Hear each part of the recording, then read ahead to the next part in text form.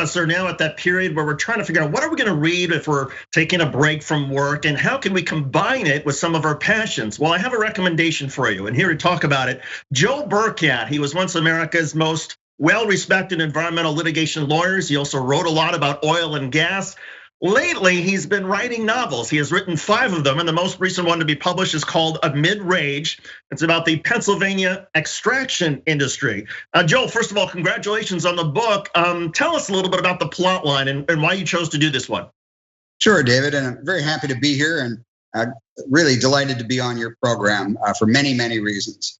A Mid-Rage is a story about fury against government. It's a story about the passions that people are dug up when they're talking about coal mining and other extractive industries. And it's about a young environmental lawyer named Mike Jacobs who works for the Pennsylvania Environmental Agency, Pennsylvania DEP. And he's stuck right in the middle of a dispute between the owner of a coal mine company and neighbors who don't want mining to take place in their backyards. So it's a really, and I think it's a really exciting legal thriller in the same genre as a John Grisham kind of book.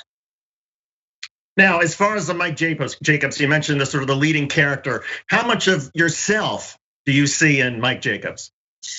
Well, I get asked that question a lot, and I would say that Mike Jacobs has the DNA of quite a few different people. So honestly, there might be a little bit of me and Mike.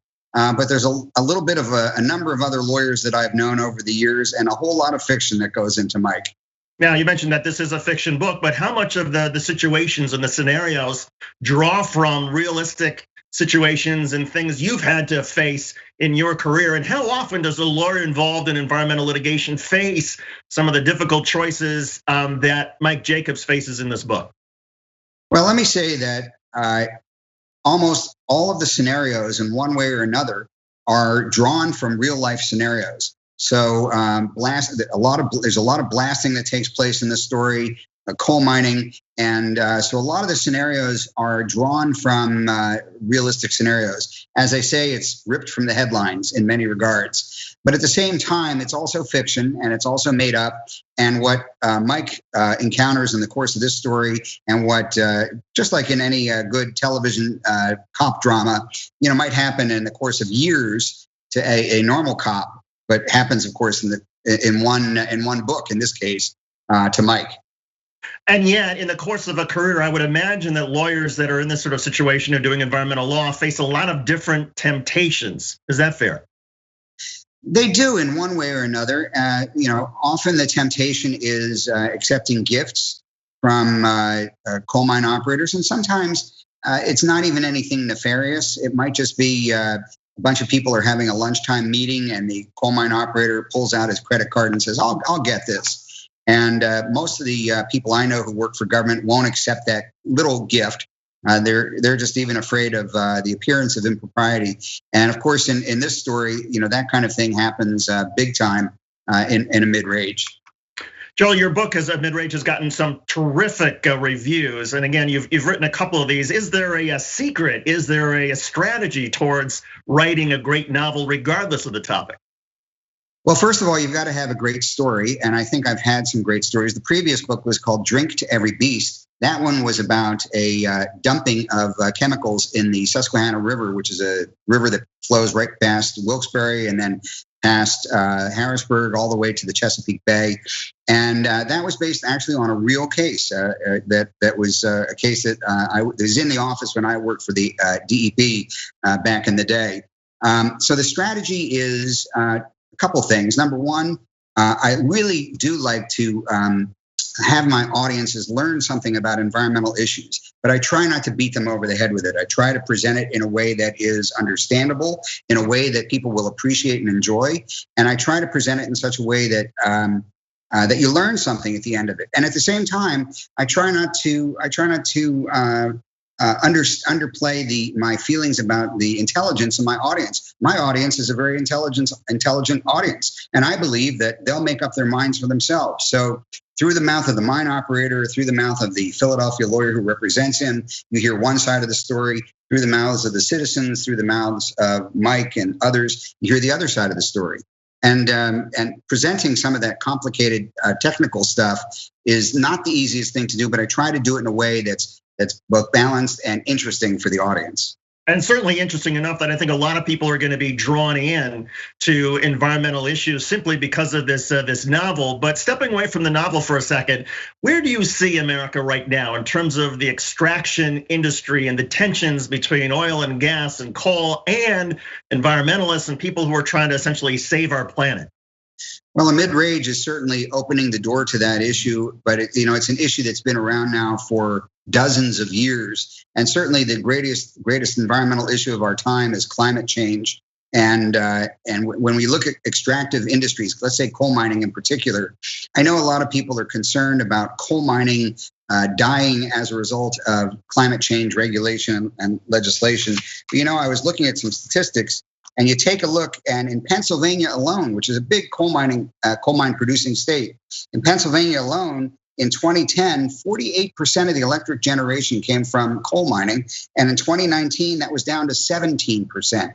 And why? Because in 2010, you had 15% natural gas. And now in 2019, more recently in 2019, you had 43% coming from natural gas. And the amount of production has just simply gone down over the years. And that was even during the previous administration. The amount of production went down year after year during the previous administration. So I think we're seeing the end and demise, I believe, of the coal mining industry, really regardless of what happens with climate change regulation. A lot of Democratic administrations who are happy to see the end of that demise have also talked about, well, let's make sure we do a very good job of training coal miners, of preparing them for the next line of work. In Pennsylvania, how is that training going? What are some of the successes and what are some of the problems that you've seen? Well, and you raise a great point, and that is, and this really concerns me, and that is the Biden administration's plan that it released on early February.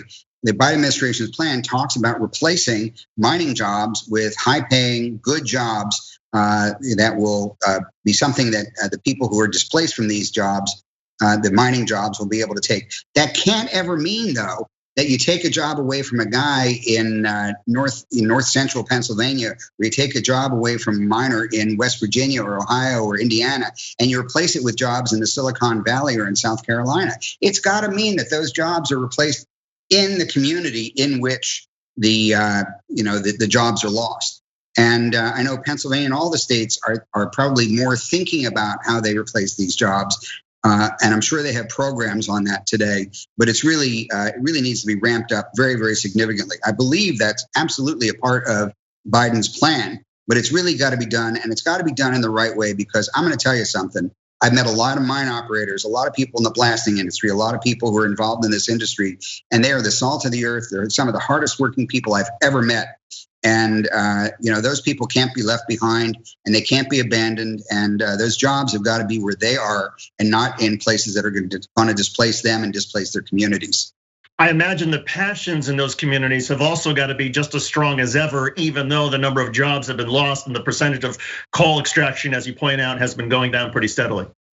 Absolutely, and I think for the most part, those folks have been supporters of Trump and supporters of the Republicans more recently.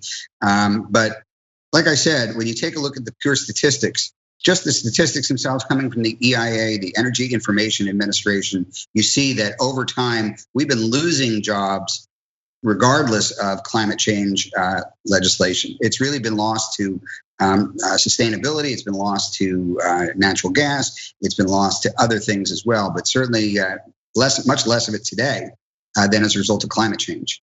And back to the book, to the novel of Mid-Rage, in addition to all the sort of the serious stuff about the environment, there's also a love interest, a storyline here in the book, right?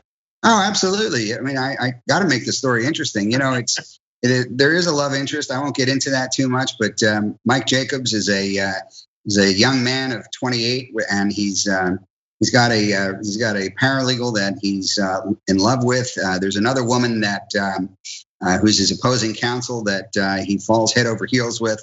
And it all plays into the story very, very significantly. So none of it is gratuitous. It's all very significant to the story. And I will say that the ending of the story, I believe, is spot on. And I want to also say too, as a litigator and as a person who cross-examined quite a few witnesses over the course of my career, built into that story are some of my dream cross-examinations. Like if everything had gone right, if the stars had all lined up for me, they would have been these cross-examinations. And so I'm very excited about the legal scenes in it as well. It is an environmental legal thriller after all.